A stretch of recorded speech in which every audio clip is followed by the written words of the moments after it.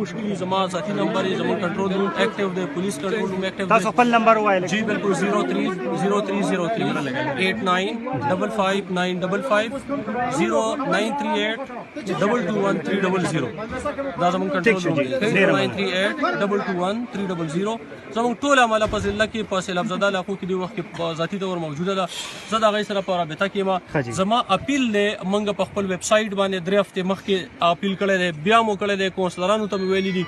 ویلې سیکټریانو ته مو ویلي دي پټواریانو زموږ چې کوم ټیم دی هغې ته مو ویلي دي اناونسمنټ هم کړي دي چې ماشومان د سیلابي اوبو نه بچ کړي